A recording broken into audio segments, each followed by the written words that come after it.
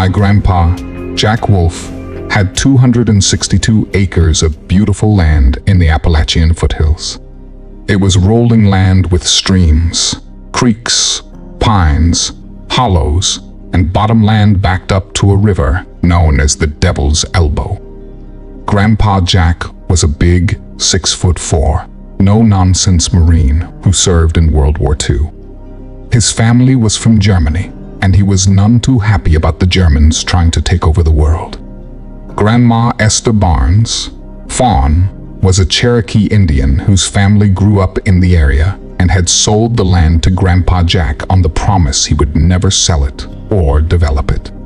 Grandpa Jack and Esther had 5 kids, 3 boys and 2 girls. Before he passed, he deeded each child 50 acres, and Grandma Esther would keep the home place on the remaining acreage running along the main road. She deeded some 1-acre lots for her grandkids to build houses. All 5 children married and built houses on their 50 acres, with some of their kids building on them also. All the family had livestock of some sort.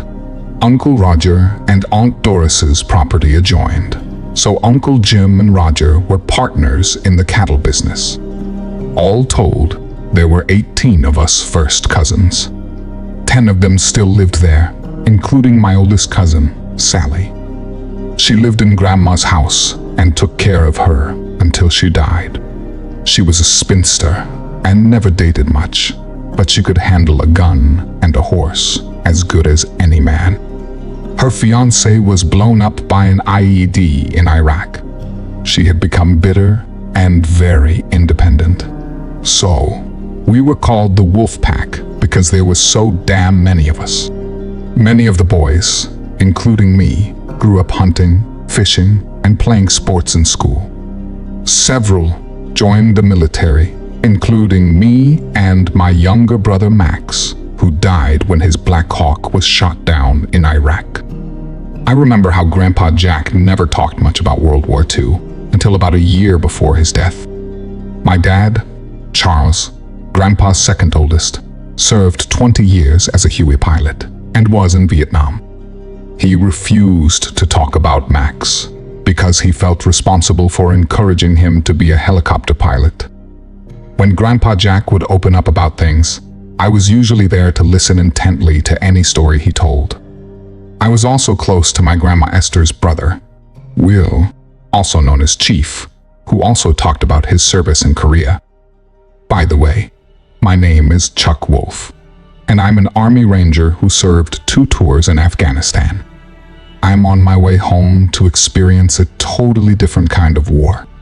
Many times, while growing up, Uncle Will would take me hunting on the land to the north of ours, on the other side of the river, where he and several family members lived. When we got a couple of miles from the river, he always seemed to be on alert. He would say, "Little Chuck, you gotta use all your senses when you are out here, and never go down Black Creek Valley." One time I asked why, and he said, "The elders say the Nun-Yunui, or evil spirit who hunt humans, used to live here." I got a little scared, but he said, "Don't worry, as long as you leave an offering. Besides, the hunting is always best here." I remember getting my first deer at age 13, and we left the organs, entrails, and the legs as an offering. I once asked Chief what the spirits looked like. He said that people who saw them didn't like to discuss it, but they came out at night and moved very fast. While I was away on my second tour in Afghanistan, several major events occurred. My uncle Will passed away. My cousin Tim went to prison for dealing drugs, and my little brother Max was killed in action when his helicopter was shot down in Iraq. There was also a big drought and a huge fire that started from a lightning strike that burned about half the land north of the river. Some of my Grandma Esther's family's homes were destroyed, and Chief had died from a heart attack while fighting the fire. All this hit me really hard, because Grandpa Jack passed not long after I graduated Ranger School, and Grandma Esther passed during my first deployment. When I had about 2 months left in my deployment, I decided to request the remainder of my leave and call the army quits. Hell, I had seen enough death and violence for one lifetime. So 2 months later, I was home, breathing that fresh mountain air. But at some point, I would need to drive up to Fort Bragg and finish out processing for my discharge. During the flight home, all I could think about was Max and my little boy, Jackie. My wife Jeannie and I had divorced because she couldn't handle being married to an Army Ranger. I was met at the airport by my favorite cousin, Tommy, who was about 2 years older than me. His dad was my oldest uncle, Daniel, who was a Navy veteran and EOD expert who now raises chickens. Tommy seemed genuinely glad to see me, but he also seemed a bit preoccupied. I was concerned about my mom, who was suffering from breast cancer, but he said she was okay. Then it occurred to me that Tommy was a big-time hunting guide in Alaska, and I asked why he was home. He said, "Well, some things have changed." When I asked what, he said, "Jump in and I'll explain on the way." I asked how Tim was doing, and he took a deep breath and said, "He's out, and Dad gave him a job." Before I could say what the hell, he was shaking his head. During the ride home, Tommy seemed distant and worried. I asked him to tell me what was up. He began to tell me that after the big fire, a couple of my aunts and uncles began to lose livestock. "What do you mean?" I said. "Is Uncle Dan losing some chickens?" He said, "Yes, many. Aunt Doris, Uncle Jim, Uncle Roger have lost several head of cattle, and Uncle Greg has lost a foal and a pony." I immediately said, "What the hell?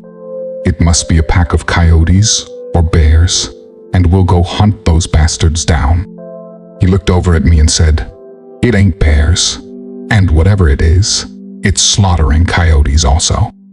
Then, I remembered the time when I was 15, where I'd stopped my trail bike to scope Black Creek Valley, and I swore I saw this huge wolf. Uncle Will said not to speak of it, and never to go there again. When we arrived at Dad's house, it looked like the whole family was there. My dad had tied a big yellow ribbon around that large oak tree in the front yard. The yard was full of cars, and the house was full of my family. The place smelled like those Sunday dinners when I was a kid. Everybody was talking at once and asking how I was. A couple of my nephews wanted to know how many terrorists I had killed. But mostly, everybody was just glad to see me. And then, to my surprise, there stood my sister Ruth and Mom, along with my ex, Jeannie, and my little 6-year-old boy, Jackie. He ran to me along with her, and for a few minutes, the whole world slowed down. Mom cried, I cried, we all cried. Then, after a huge feast and many cold beers, Tommy, my dad, Uncle Roger, and some other cousins sat on the front porch, where they started telling me what was going on. Uncle Daniel and my Aunt Elsie's husband, Greg, weren't there yet. Dan, the nephew, Tim, had to repair and reinforce some doors and windows on some chicken houses before dark, and would be along shortly. My Aunt Doris's husband, Jim, and their son, Eric, were also putting up some security lights and repairing a fence. Uncle Greg, the computer engineer, and his son, Bobby, were installing some huge motion sensor lights and alarms around the horse barns, and were also coming. My dad was the only one who wasn't really a farmer or rancher, but he did have some goats and a few laying hens. He said that something had taken 2 goats and 5 hens. At that point, I just had to say, everybody, please stop, and somebody tell me what the hell is going on here. And that's when Jeannie spoke up. Jeannie told me about how she and Jackie were staying at the little A-frame I had built upon the hill overlooking my dad's place. She said something had been waking her up at all hours, running around outside the house, and at one point, something or somebody had tried to turn the doorknob. That was when she called my dad to come get her and Jackie to stay here in my old room. I immediately asked her what it was, and she said she didn't know, but she could swear she saw a set of yellow eyes looking through the window blinds on the rear door. She also said she had peeped out the upstairs window to see something hairy like a bear running across the yard and as fast as a small horse. She and Jackie only stayed there 2 nights before they came to Dad's house. She said she hoped it was okay for her and Jackie to be with me in the same room. I put my arms around her and pulled her close. Now, whatever this was, had just declared war on my family. The following morning, I went with Dad up to my A-frame to check things out. We found large canine tracks around my place and a well-worn trail leading all the way down to the creek, about 300 yards behind my house toward the back side of Dad's property. Dad said that something had been spooking his goats and causing his laying hens to cackle all night. He said that every time he turned on the lights and came out with a gun, things would calm down. One time, he had even seen the bushes rustling and what he thought might be a panther running away. The strange thing was that he couldn't find any tracks around the barn or the coops, even though a goat and some chickens had went missing. Dad was retired from the construction business and had a big warehouse on his property full of leftover materials. We decided to replace my wooden doors with steel ones and put some security bars over the windows. And we put some booger lights front and rear. I called Tommy to come over and have a look at these tracks. I asked him if we had any wolves come into the area. He said there were no wolves south of West Virginia, but there had been reports of mountain lions making a comeback as far south as the Tennessee-Georgia line. I asked if he had seen any wolf tracks like this in Alaska. He said those tracks were large, even by Yukon standards. I asked what kind of damn wild dog could make a track the size of my hand. He hesitated and asked if I remembered Uncle Will talking about the nun Yunui. I hesitated and said, "Yeah, but that's a legend." "Yeah, but remember what you saw," he said. "Wait a minute, I never told you about that," I said. "I know, but Chief did." I said, "Okay, tomorrow morning, you and I are going to visit our cousins on the other side of the Devil's Elbow." I got up early, and Jeannie was already up with breakfast made. I asked, what was the occasion? She simply replied, "Us. I thought you wanted to be a big city girl and couldn't handle being married to a soldier." She smiled and said, "You know, there are predators in the city also." I nodded and said we would talk more later and had to go.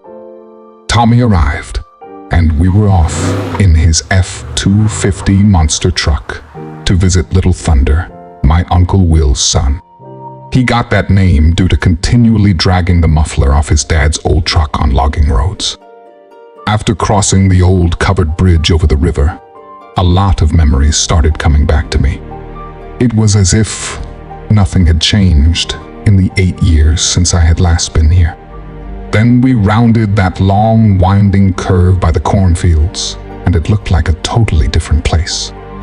Everything was scorched. No crops, and very few trees.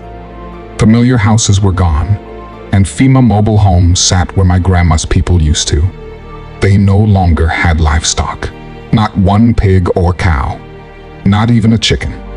As we rolled up in the yard of this one trailer, I knew we were at Toby Thunder's house because there were 2 old vehicles up on blocks.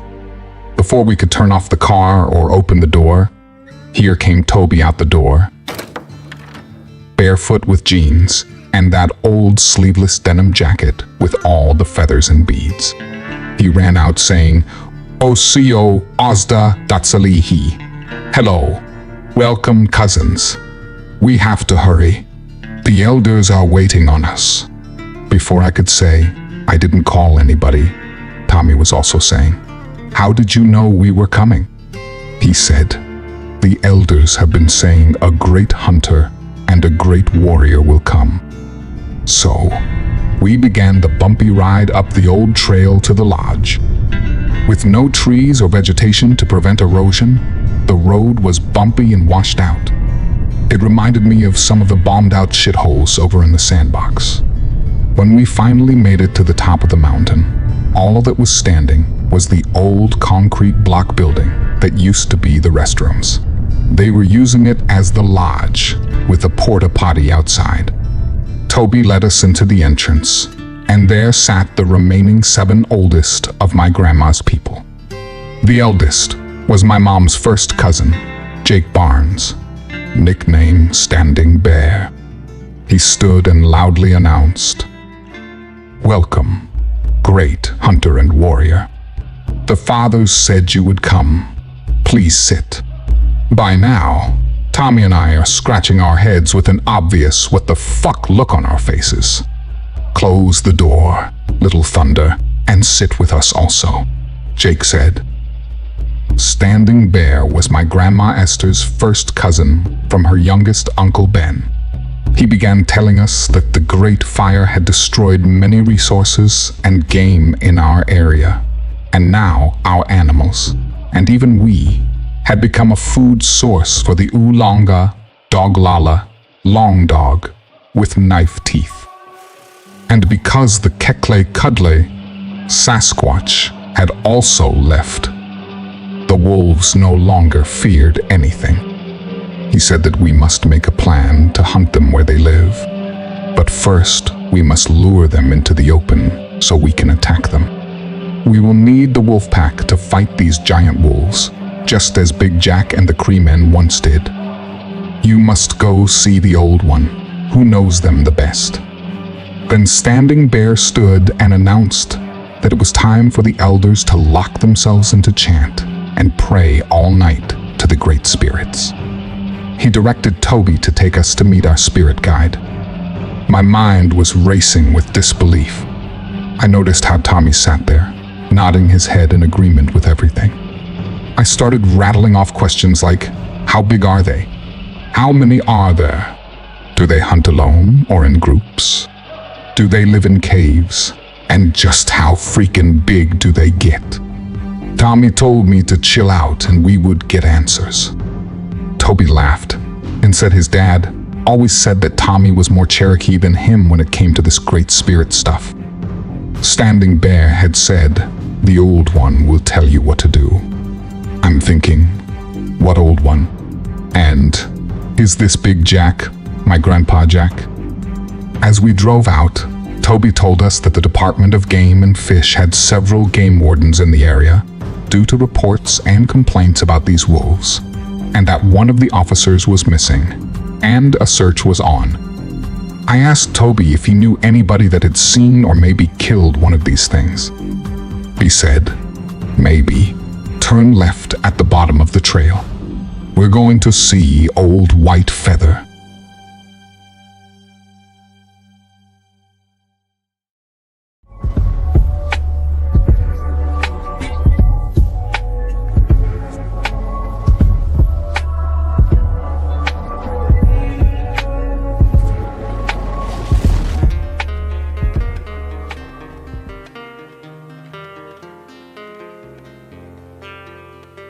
Don't go up to the mountain top without me.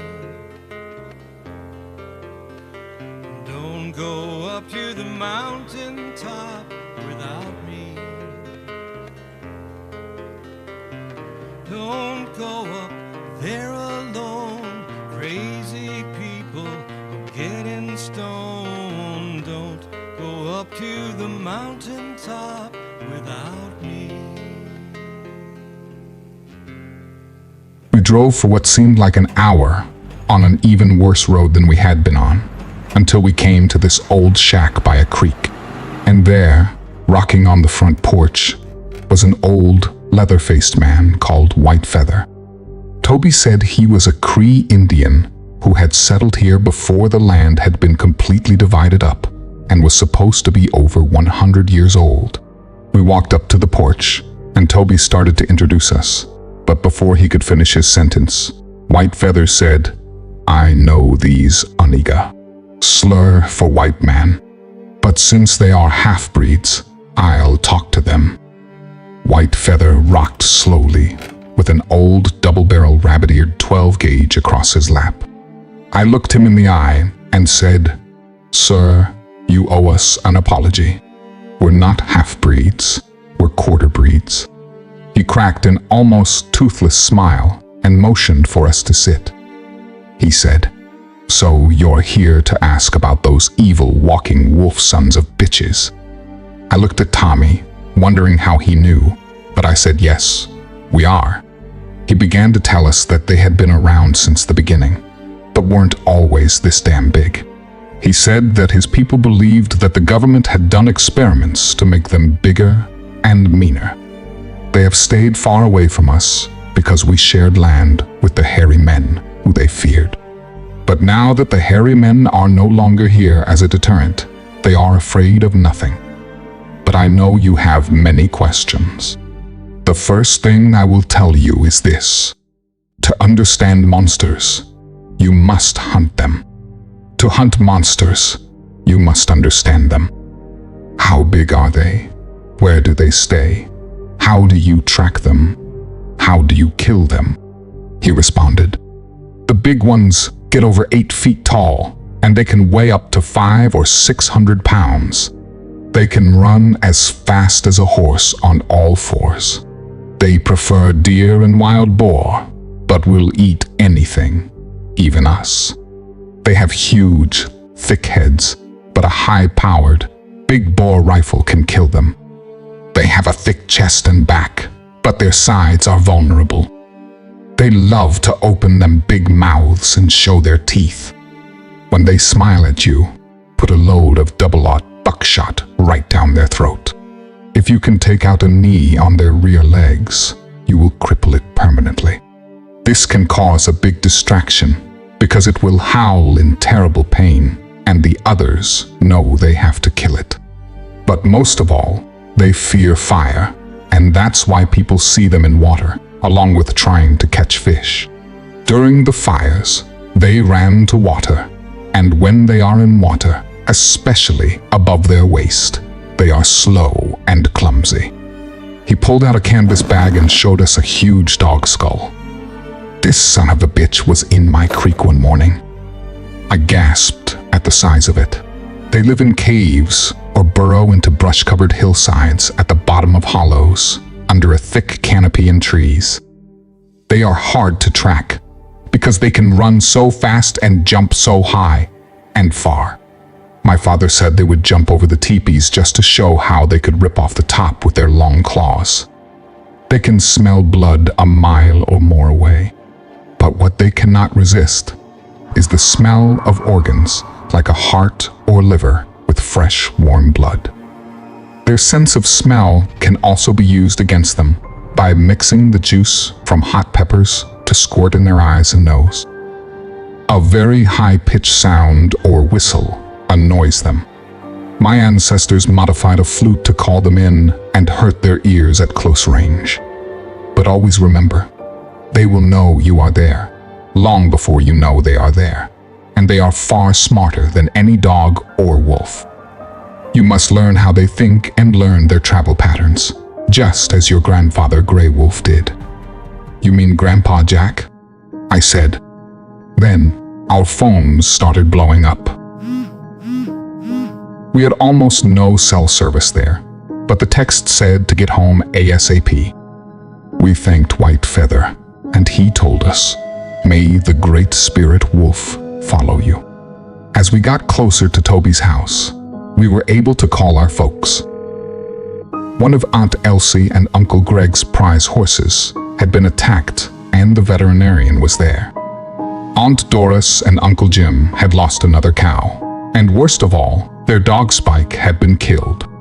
We also found out that Uncle Dan's chicken houses were broken into again, with several chickens killed or gone. I asked Toby if he or any of our folks here were planning to do anything. He simply said, "We are waiting on you." When we arrived at my dad's house, it was already late afternoon. I asked Tommy if he would go see Uncle Jim and look for tracks, and I would go see Uncle Greg because I wanted to talk to the veterinarian. We agreed to meet at Uncle Dan's chicken house later. When I went in the house, my mom and Jeannie were sitting at the kitchen table. They said Dad had already gone to see Greg and Elsie because Elsie was a total wreck. I asked how they were doing, and by the look on their faces, I got my answer. I was really worried about Mom because she had just gone through her last round of chemotherapy. I gave Jackie a big hug and asked him to show me what he was drawing. He was drawing a picture of my younger brother Max, flying his helicopter. I was really surprised because Jackie was barely 4 years old when Max died. I asked Jeannie if she would ride up to the A-frame with me, and she reluctantly agreed. When we rolled up, she instantly noticed the new doors and bars on the windows. She said, "Why are we here?" I told her I was getting my AR-10 and my .45 from the safe and going to see Uncle Greg. This was the first time we had been alone outside of Mom and Dad's house. She came close and we kissed. She smiled, and I asked if she would feel safe coming back here for a little date now, and she said, "Only during the day." We jumped in my truck, and I let her out at Dad's. Then I was off to Uncle Greg's. Dad, Greg, and the veterinarian were standing in front of the barn when I pulled up wearing my tactical vest with my weapon slung. I noticed Dad had his 12-gauge pump and .44 mag in a holster. Greg introduced me to Dr. Martin, who had been the vet in our area for most of my life. Doc said, "No intro needed. I know this young hero." "No, sir, not a hero, just a survivor," I said. He smiled and shook my hand, asking me to follow him into the barn, where he showed me Uncle Greg's prize, Appaloosa. There were huge bandages all over the horse's hindquarters and back, covering deep claw marks and gashes. There were also what he called canine bite marks on the back of the neck. Doc said he had only ever seen anything like this one time when a panther mauled a horse, but these claw marks were larger and deeper. I asked if the horse would be okay, and Doc said he thought so if we could prevent infection. So that's when I leveled with Doc and asked if he thought a wild hybrid dog/wolf did this, and if it's happening anywhere else. He looked at me, stone-faced, and said, "I see you have spoken to the elders." I raised my brow as he told me about the Scott family across the street, who were pig farmers and had lost a dozen or more pigs. Everybody knew the Scotts.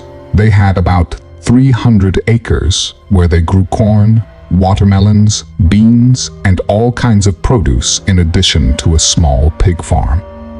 My ex-wife, Jeannie, is one of the Scott girls, and she couldn't stand the smell of the pigs. My dad used to joke and say the only reason she married me was because I smelled a little better than the hogs. I asked Doc what he thought we ought to do, and he looked at me and said, "The question is, what are you and Tommy planning to do?"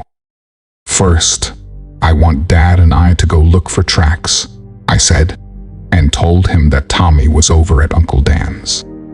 Doc said he had taken some hair, blood, and saliva samples for testing, and part of a tooth he found. He had another call to go on, but would be in touch. Dad told Greg to go on in and tend to Elise while he and I looked around. Greg was a brilliant computer geek who had always dreamed of being a cowboy. Other than having a garden, neither he nor Aunt Elsie were hardcore country folks like the rest of us. Elsie had met Greg in college, and they were really into the fraternity/sorority lifestyle. I think that soft, cushy life and being around all those urban-dwelling kids was what led Tim down the wrong road. He first got hooked on drugs and then started selling to support his habit. As Dad and I started looking around the barn, the sun was already getting low. He said, "Son, I don't feel good about us being out here with it getting dark." I agreed and said, "Let's stick close and keep our heads on a swivel, and we won't go any further than the creek." We followed what appeared to be some faint tracks, and a few drops of blood down to the creek, where all signs disappeared. I think we looked at each other and both had the same idea.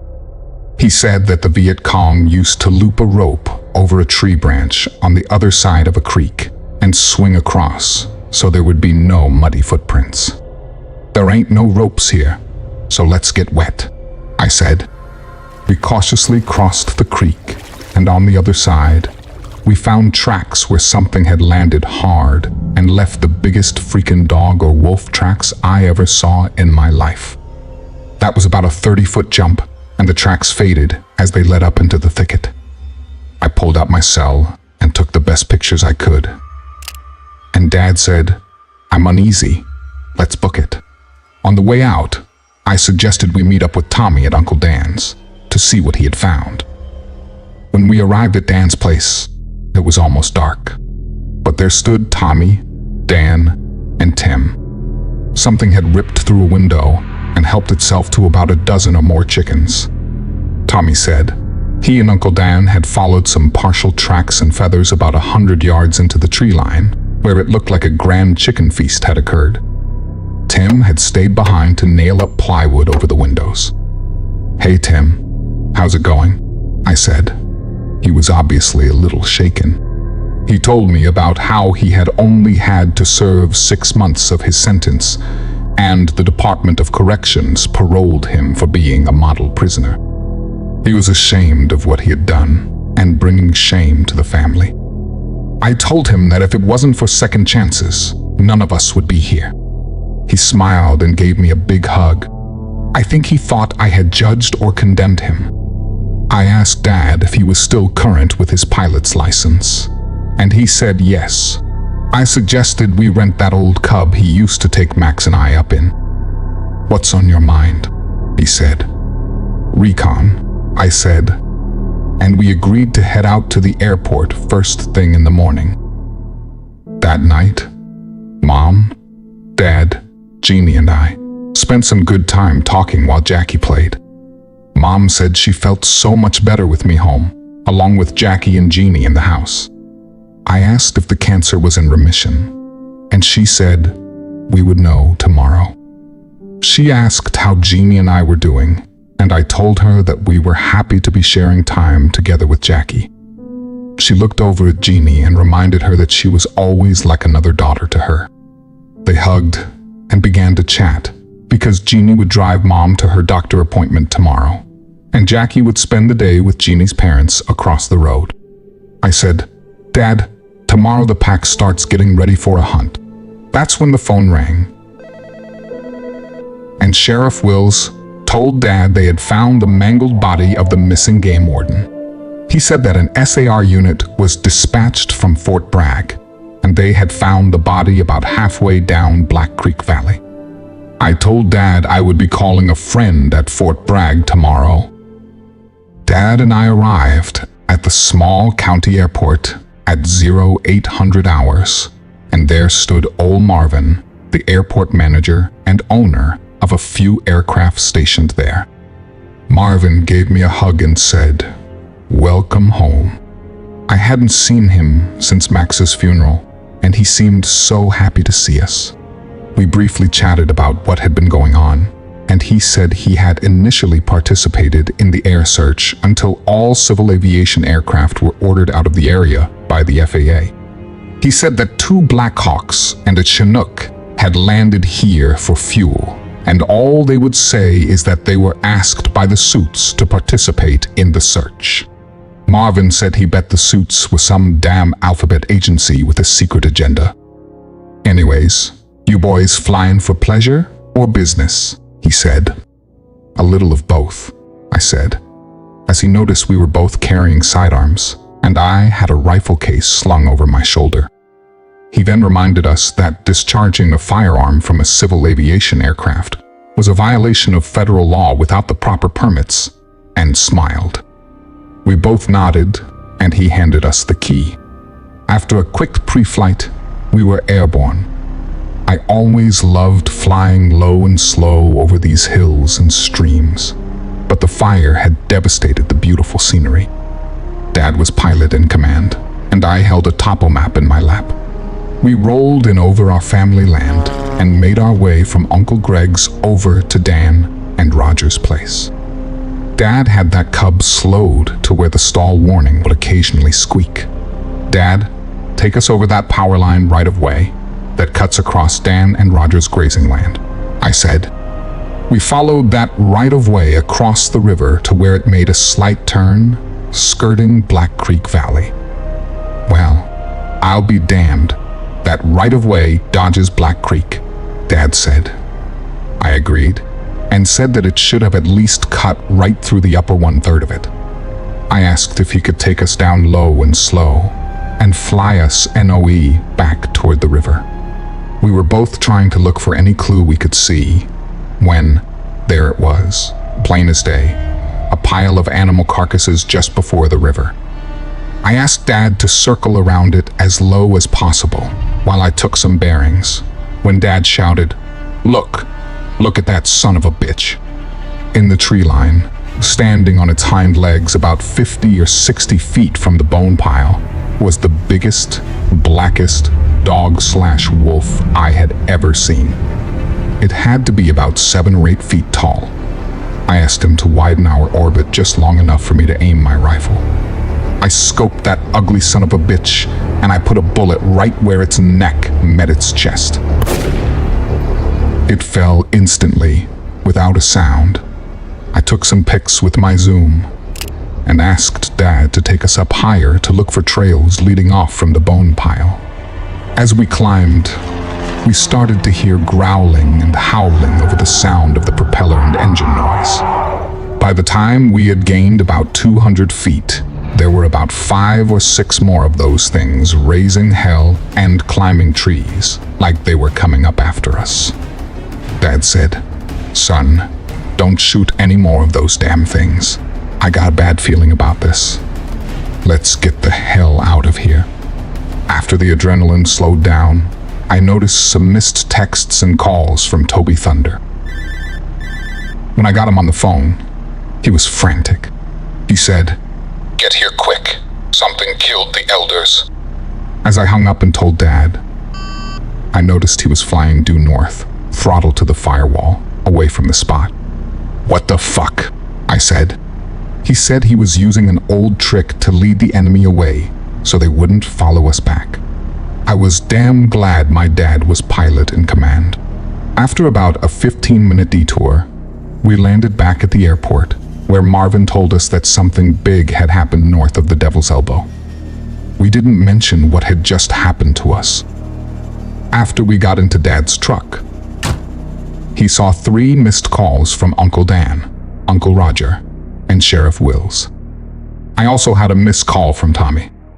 The sheriff wanted to form a search party to meet at the lodge, ASAP. When we rolled into Dad's driveway, there was a yard full of cars and trucks. There was Uncle Dan, Tommy, his youngest son, Alex, the lawyer, Uncle Greg, Tim, Bobby, Uncle Jim, Marty, Uncle Roger, and Arthur. The pack was definitely back. It was already about 12:30 p.m., and everybody was clamoring and looking at me like, what do we do now? I remember thinking that Uncle Greg and Tim don't need to go with us. I easily convinced Tim that he and Sally needed to hang around and take care of the place. I told Uncle Greg that we needed his computer expertise to research why the power line right of way skirted Black Creek, and to see if he could come up with a way to create a computerized, high-pitched sound weapon. He lit up at those 2 challenges. Jeannie stopped me at the door and said, "It seems like we've been here before, but at least your mom got a good report from the doctor." "Great, but don't worry. Everything will be all right," I said. Then we headed out to the lodge.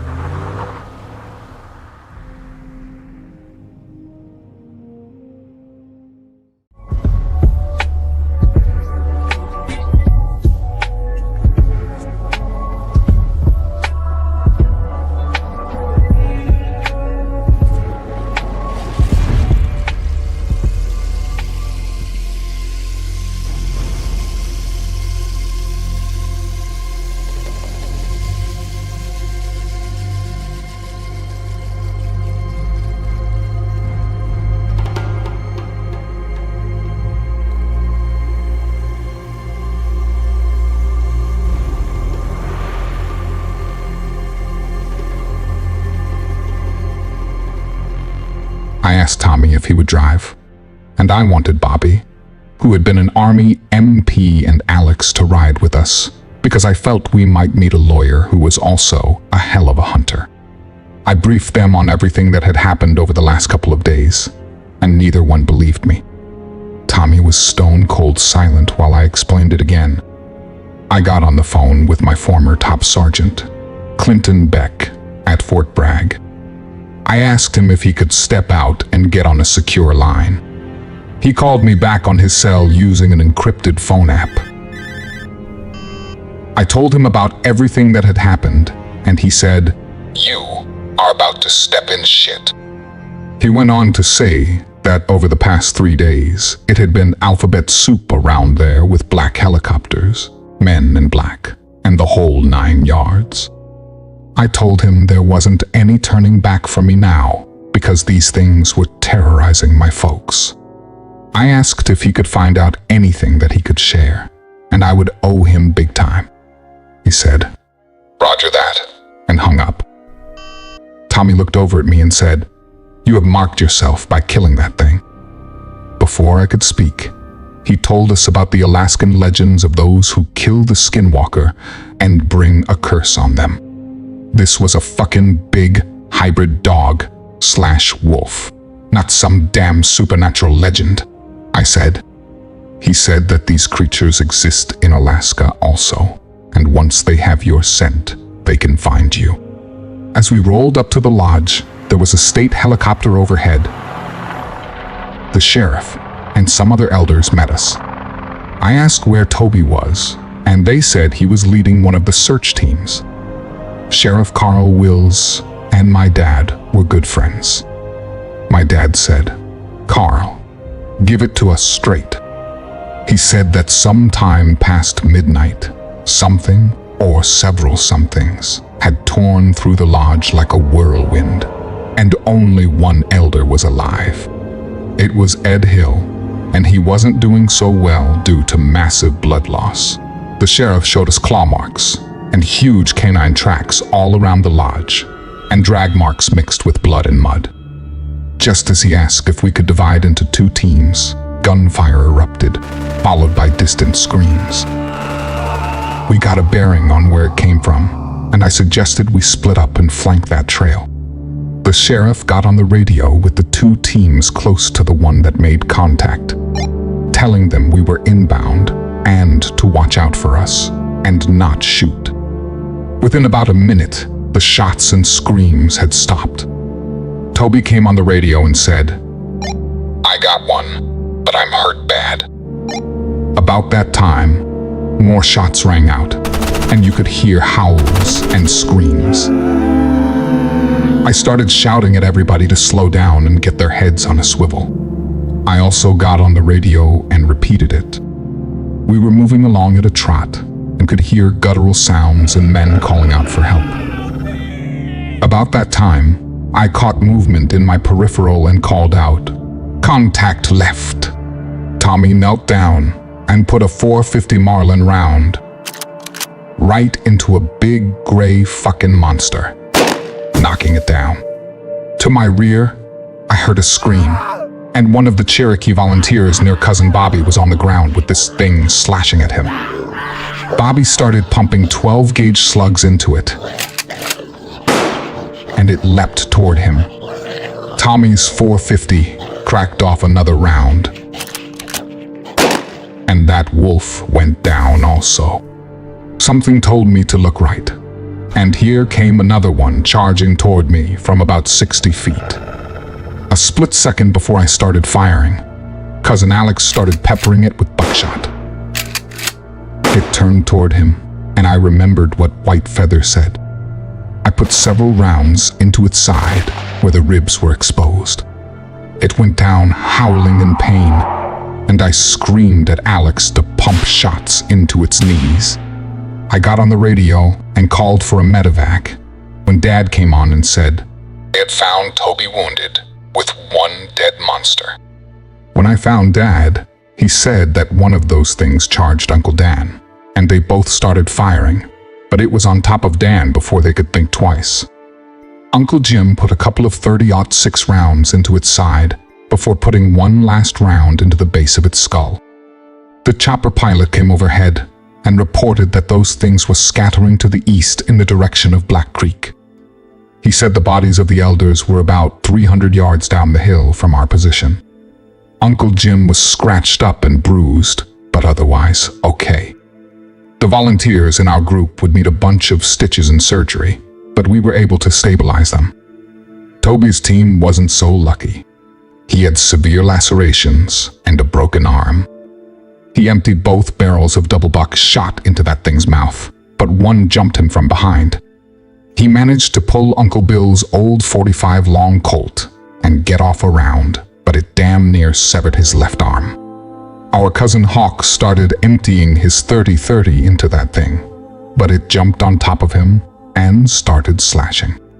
Toby managed to get hold of the .44 one more time and put a round right up that thing's six, causing it to scream bloody murder and run off. He said that it was about then that he heard us coming, and some of the wolves turned their attention to us. Hawk and one other man didn't make it. Toby and another man were severely wounded. They would both spend several days in the hospital. On the way back to the house, I asked Tommy, who is marked now, me for killing the first one, or him for killing two. "I can't believe I let you talk me into putting that wounded Dogman into the back of my truck," he said. We had its mouth zip-tied, and I had cut off its claws with my tactical knife and tied its arms for transportation to Dr. Martin. What I can't believe is that the sheriff went along with my plan and allowed us out of there with it. "Hey, as long as it stays under that tarp, we're good," I said. Tommy told me that he hoped we could get that thing secured before the pack came looking for it. He had also told everybody there that they could not go home because those things had our scent. Dr. Martin had a big practice on the edge of Scottsville with an enclosed barn. He had moved many animals out to an alternative location due to his new patient. When we arrived, several of the wolf clan had brought us fresh clothes because we were going to burn the ones we had on. We also told them not to have any contact with us. Dad, Dan, and Jim had called everybody to prepare them for a long couple of nights. They were mostly honest with their hired help and told them a watered-down version of what happened. They told them they would pay them well to hold up heavily armed and help watch the place with the family. Dan and Dad went to buy some party favors. We pulled the tarp off of Doc's new patient, and he said, "Damn, it stinks." I suppose we hadn't paid much attention until now, but he was right. He said that the hair samples he took from the Appaloosa didn't match any known dog or wolf. He had a sedative ready and wanted to take some blood and tissue samples. About that time, my cell rang, and it was Sergeant Beck. He said, "Heard you got a new pet?" I was flabbergasted and asked how he knew. He said that our little skirmish today had made it all the way up to DC, and we would have visitors shortly. At that point, I heard a helicopter in the distance and thought, "Oh shit." An all-black Black Hawk landed in the pasture behind Doc's barn, and out came two men in black suits and 7 black-clad guys who looked like Delta Force. The older dude, a bald, leather-faced man in his 50s, introduced himself as Ray and said, "I take it you're holding a prisoner here." "No, sir, a patient in need of medical care," I said. He then said, "Tell me, Sergeant Wolf, how did you manage to stir up so much shit in the short time since you came home?" I explained to him that I had a lot of help from my family. He said, "Indeed. Now tell me exactly what you're up to, and we may be able to work together." "Hold up. Who are you? And under what jurisdiction do you operate?" The door opened, and in walked Sheriff Wills. "Please allow me to explain," the sheriff said. He went on to say that my plan to lure these things in with a captured one was a good plan, but he was afraid a bunch of people would die, and he had made a call. Ray then asked one of his men to bring in our guest, and in walked Uncle Greg. Ray explained that Greg used his computer skills to uncover some historical data not meant for public consumption, along with the specs for a classified harmonic weapon that can be used against these big dogs. One of his men also led Dr. Martin in and said, "The good doctor can't keep the blood samples either." I said, "Okay, what do you want, and what will it take to get rid of these things?" He went on to say that, in return for our silence, we will help you, but your story will be that this was a bunch of large, wild, feral dogs. He then turned to look at Doc Martin and asked, "What about the blood sample?" The doctor said, "Well, I don't have a DNA lab here, but I'm willing to bet there is human DNA in them." "Correct, and that will also be our secret," Ray said. He then asked for my plan. "You gotta promise me our families will be safe," I said. He instructed the other black suit to make a call and have 2 security experts at each house to assist. My plan was to make this monster squeal and shriek and record it all. I planned to take this thing out to the big fields in the afternoon and cut it open, then tie it up in a tree with its organs hanging out. Just before sundown, I want to drag this thing back and play the recordings of it screaming and put it up on a pole in the middle of a field. My Uncle Dan is already working up some explosives to greet them. And that's where Greg came in. We were going to repurpose some carbolic mics to push out some ear-piercing sounds while hitting them with some extremely bright lights. Between my family, friends, and the tribe, we were planning to surround the field with about 50 heavily armed men. Dad would fly overhead with a bright searchlight and another carbolic mic playing the sound of them shrieking in pain in hopes they would get confused and maybe even attack a weak or wounded one. Ray looked at me and said, "Damn good plan, but what?" I said. He explained that so far, we had skirmished with only the scouts and not the strongest of the wolves. He also asked if we knew their true numbers, to which I responded, 20 or 30. He responded, 50 or 60, and about 15 of those will include the Alpha and his warriors. They are the ones that can be 9 to 10 feet tall and very hard to kill. "Sergeant, I like your plan, but I don't think you are prepared for the number of casualties you will take. However, if everybody involved will sign one of these non-disclosure agreement forms, I think we can help." Ray told everybody to go home and rest. We would all meet tomorrow at 0600 hours, down the road from my Uncle Dan's in the big field. When I came home, there was Jeannie looking so good in a short, tight skirt and skimpy top. She had left Jackie with her parents. She asked if we could go up to the A-frame, and I said, sure. As soon as we locked the door behind us, it was game on. After we laid there for a while in bed, I asked if she wanted to stay here tonight. She replied, "Oh, hell no. Just because you just got lucky, don't mean we are spending another night up here until I know them damn things are gone." I laughed because this was the Jeannie I remembered. Mom, my sister Ruth, and her husband Jerry were at Dad's with dinner ready. Jerry was a career cop and investigator and had taken time off to come help with our crisis. "I understand you have a pest problem around here," he said. I began to fill him in on the details, but I asked him if he could please stay here and protect the family. He agreed. We arose at 0500 for a quick breakfast before heading down to the big meeting. Mom hugged Dad and me. Then, Jeannie came and told me she loved me, and I better come back or she would drive her brother's 4-wheel monster truck across my grave. I smiled and said, "Roger that." At the field was about 30 or more cars and trucks, along with Ray and 2 black SUVs with his men. Ray and his assistant were now in battle gear also, and stood in the back of a flatbed truck that apparently belonged to the agency and called for everyone's attention.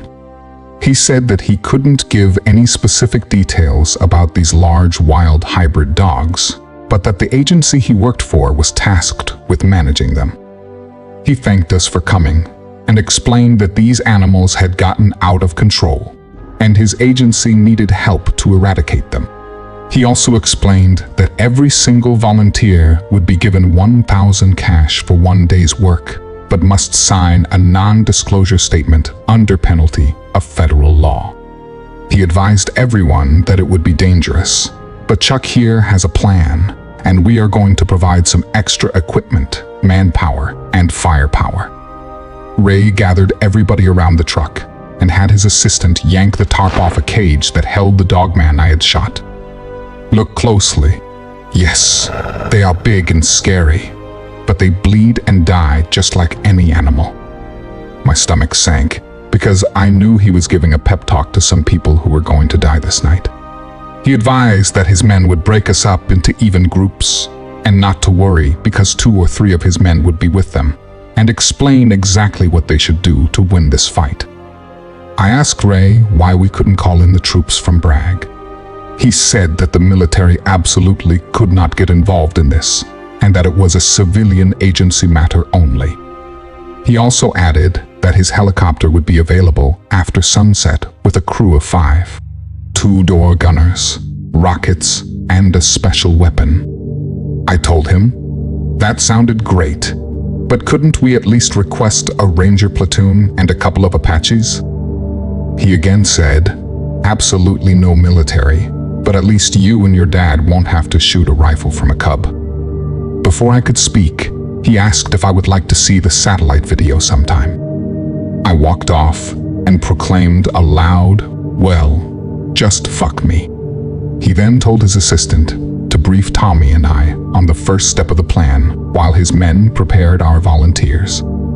Ken, the assistant, asked for me, Tommy, and 1 other person to join him. I grabbed my cousin Bobby and said, let's go.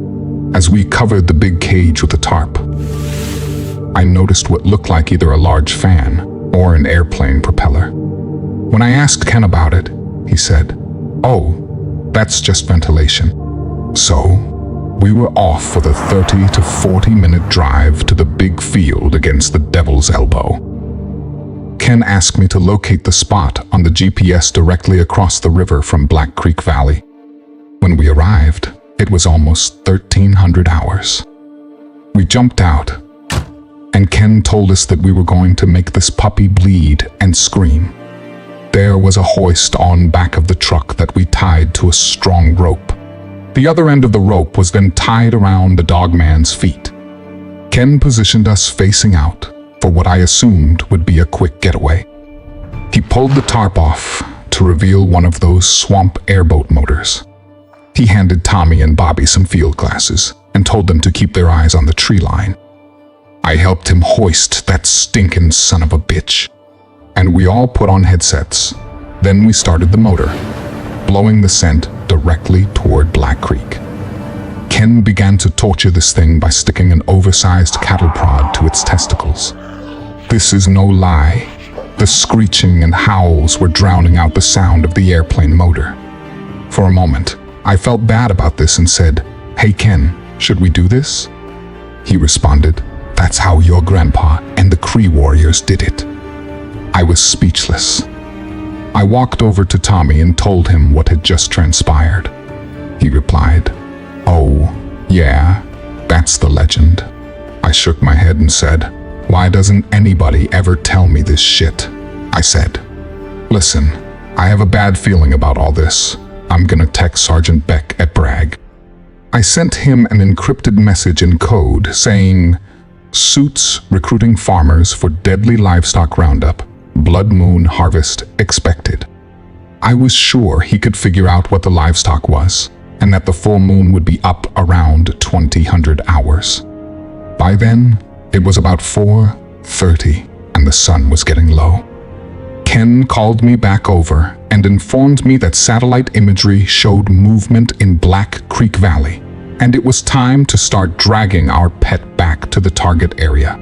Tommy said he was sure he saw movement on the ridgeline above us, about a half a mile away. By the time we reached the designated area in the big field, Our pet was dead, but smelling even worse. We hung him up there on a utility pole and got behind our battle lines. Ray's men had been arming, drilling, and preparing the volunteers as best they could. Uncle Dan had helped them rig explosives and claymores. I asked Ray where my dad was, and he informed me that he and one of his best snipers were in that cub and would be equipped with night vision and phosphorus flares to set those bastards on fire. I discovered that we had 5 groups of men, with about 9 or 10 in each group. There were 2 groups on each side of the big field positioned for a flanking attack. The other group with 12 was behind us in case any wolves broke through. They were divided into 2 elements at the crest of the hill, on either side of the hill crest. I asked if there was a picture or a sketch of him. Ray said that our #1 priority to win would be to take out the Alpha. Oh, you'll know him. Black and gray, about 10 feet tall and 700 pounds, he said. I turned to notice that agency flatbed was now being fitted with twin 50s and a heavy wire mesh cover. They were positioning it at the top of the rise and putting down the outriggers. I asked where the helicopter was, and he said not to worry, it was standing by. Just then, I looked north and saw 2 aerial firefighting planes. My dad came over the radio and said, "Hey Ray, what kind of shit are they dumping?" "Oh, that's just pest control," he responded. These aircraft were dumping some kind of dust into Black Creek Valley. "What the hell?" I said. "Ray, you'll poison the water." He said the Corporation of Engineers had already dammed and diverted the Black Creek headwaters to minimize harm, and that we were going to eradicate these things and do a mop-up on the survivors. "No, you mean you're going to take some pets for further experimentation, don't you?" I said.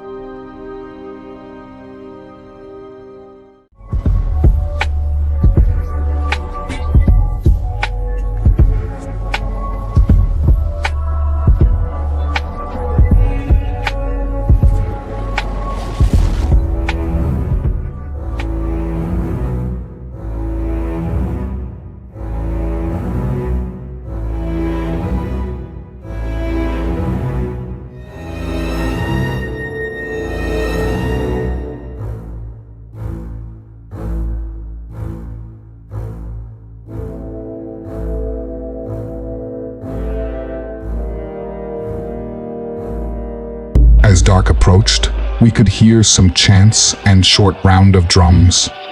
Somebody repeated, "Peace to the great spirits and strength to the warriors." You could also hear the Lord's Prayer recited.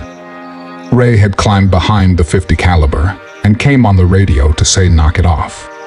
I told him to cut my people a little slack, as some of them knew they were going to die. It was now completely dark, and the motion sensors Ray's men had placed down by the creek started to go off. Dad came over the radio and said, "Contact 10 or 12 coming up from the creek." His backseater chimed in with, "I count 14 or 15 moving fast from the east."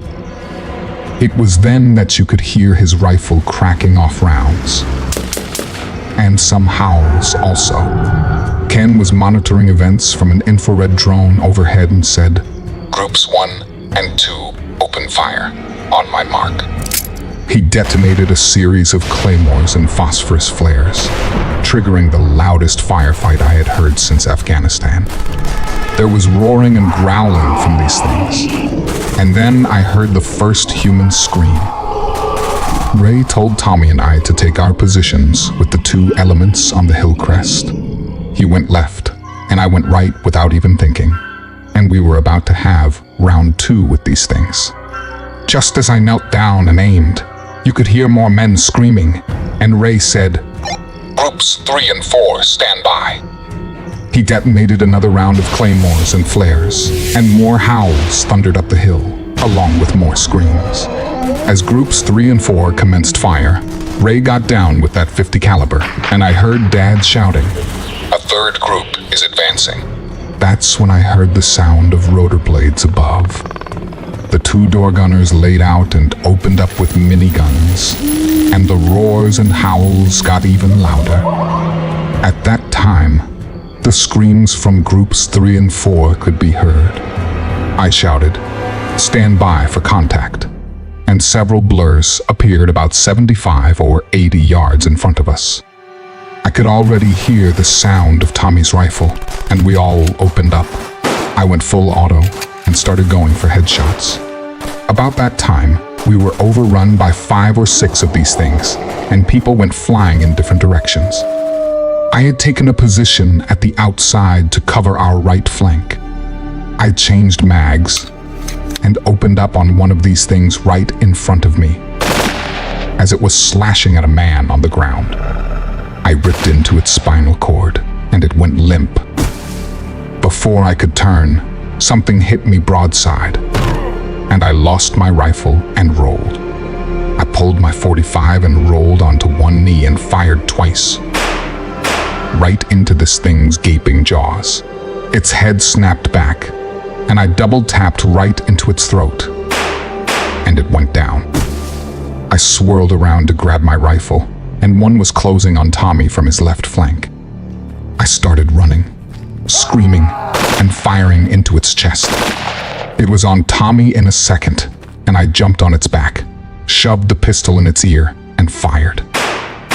I only had 1 round left, and it put this monster out instantly. The familiar smell of CS gas was in the air, and it was then that I figured those phosphorus flares had an ingredient to overwhelm the Dogman's sight and smell.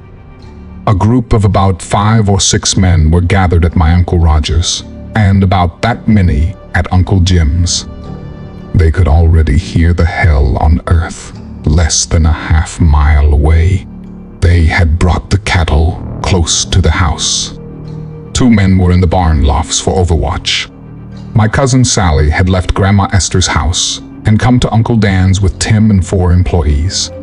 2 of them got on the roof of each chicken house and waited. The cattle in Roger's pasture suddenly erupted all at once and were running all over each other. There were at least 2 8-footers slashing cows just for sport. Cousin Alex trained his laser sight on one and opened up along with the other men. Uncle Jim's sons, Eric and Marty, saw 3 large figures barreling down the hill on Uncle Jim's infrared cameras, and they opened up. The cows were trying to jump over the fence, but 2 of the dogmen got to them. One of Dan's employees came over a portable and said, "Do you hear the chickens?" About that time, a large blam was heard as one of these monsters crashed into the side of the main chicken house. Sally hit a remote switch for the spotlights and illuminated 3 of those things. She had my dad's AK-47, and she started making it sing. Dad had asked Jeannie's father to take Mom, along with the goats and hens, to his house. Uncle Will had given Dad a pet goat when he was about 5, and the rest was history. You know how they say the fog of war can leave you confused. As seasoned as I was, I had never encountered anything like this. Although things tend to slow down during a firefight, these damn dogs don't. Tommy was cut up and bruised, and I managed to change out mags to my rifle. 2 men from our group were laying in a large pool of blood. I could really hear that .50 caliber sounding off now, as I heard more screams and howls. I remember Ray talking about a special weapon and thought now would be a good time to use it. I heard my dad's backseater shout, "Contact Alpha at utility pole." That's when I heard the most horrendous howl ever. It was louder than all the others and had the intensity of a train whistle. Suddenly, this high-pitched shrieking sound erupted from above. It was confusing, disorienting, and nauseating all at once. I looked around and saw people going to their knees. Despite having a headset, I felt like my ears would explode and my eyes were out of focus. Tommy and I were on our knees trying to right ourselves when I heard Max's voice plain as day say, "Turn around, Chuck, turn around." When I turned, there was one of those huge wolves Ray had talked about, not 40 feet away. Somehow, I managed to pull up my rifle and go full auto on it. The next thing I knew, it was on top of me, and Tommy was trying to push it off of me. I keyed up my microphone and shouted, "Ray, you're killing us with that noise." Luckily for my folks back at the farmhouses, that high-pitched noise was far enough away that it didn't affect them the way it did us. But it did confuse the wolves long enough for our folks to kill, seriously injure, and run them off. Sadly, Tim freaked out when one of the dogmen jumped on top of the roof. He lost his footing and fell about 20 feet, breaking his neck. The noise suddenly stopped, and I could hear screaming again, but no howling. I began to hear snarling and growls now, and men calling out for help. I keyed up the mic and shouted, "Ray, what the fuck have you done?" A familiar voice crackled and said, "Mark your position, Ranger." It was Sergeant Clint Beck. I pulled out my tack light, made a lasso, and heard, "Stand by."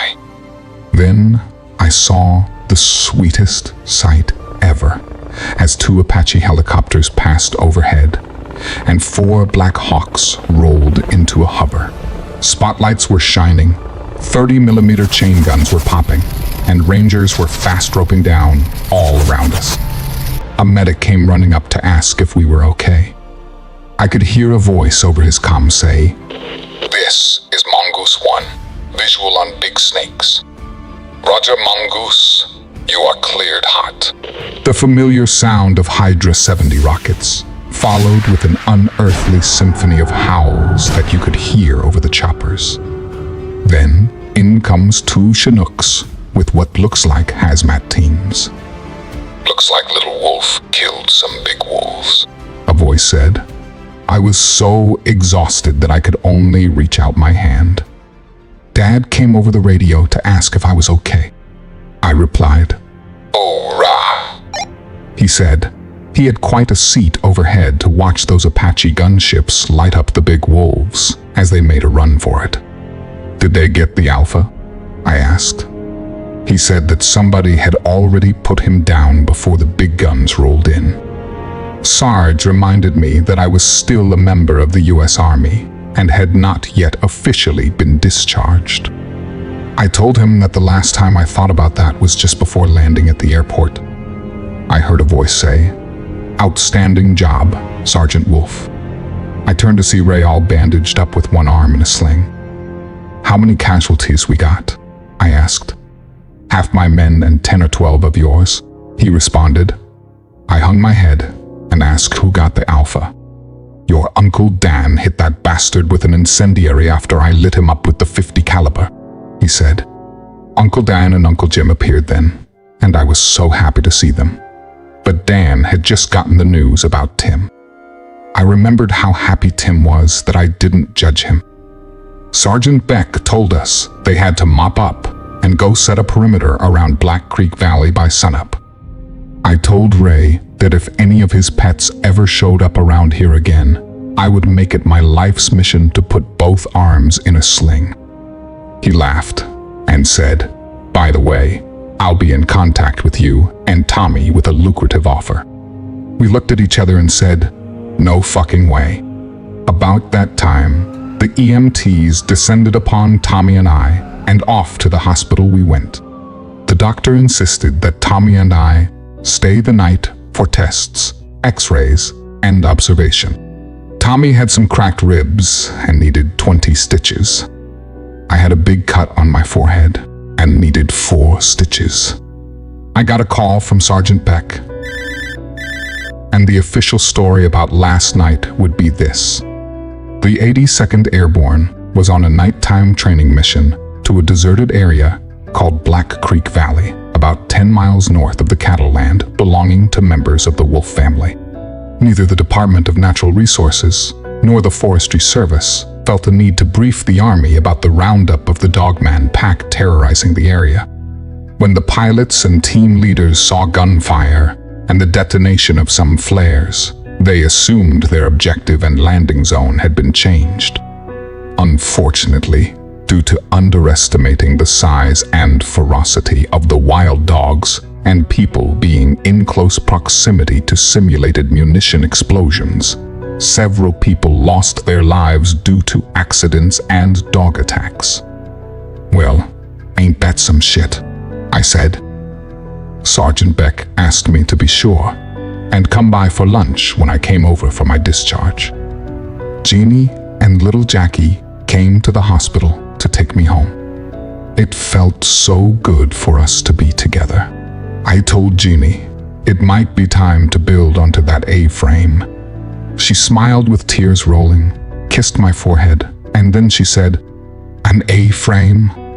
Hell, you're gonna build me a new house." Uncle Dan and Aunt Sarah were there to get Tommy also. They said Aunt Elsie and Uncle Greg were heartbroken. I told Uncle Dan to not be so hard on himself. Sally said Tim was firing a shotgun at those things when he lost his footing, and that gave Sally a few seconds to put several rounds into one, knocking it off the roof. I asked Jeannie if her father took good care of Dad's prize goats and laying hens. "Would you believe my mom has fallen in love with one of those damn goats?" she said. We all laughed. Then Dad walked in and told Jeannie he had traded that goat for her. "I feel like I'm back in Afghanistan," I said. Toby Little Thunder walked in the room to tell us how they had saved his arm. He would be discharged soon to start physical therapy and have at least one more surgery. I told them about hearing Max's voice when that thing was about to jump me. Dad said he was thinking about him the whole time he was flying, and sometimes that kid's voice in the back almost sounded like him. Uncle Dan said that Max was with us when we needed him. About a week after Tim's funeral and some well-needed quiet time, I got a phone call from Ray. He wanted to compensate Tommy and me and meet us at 0900 hours the next day at Dr. Martin's office. We agreed. He had 2 bags of cash with $10,000 for each of us. "Okay guys, one question. Why didn't you call in the 82nd? I said. He said that they were already spun up, and my text to Sergeant Beck was incidental. I shook my head and said, "I thought you were just trying out your new toy." Indeed, they were. And the whole process that Tommy and I had started had provided the perfect opportunity to not only test it, but use it effectively in the future. He said, "We just need to work on the adverse side effects to humans. The agency wants to offer you to a well-paid position, managing these things and making sure they don't hurt people in the future." He said there would be some travel, but nothing outside the country, and you get to live here with your families.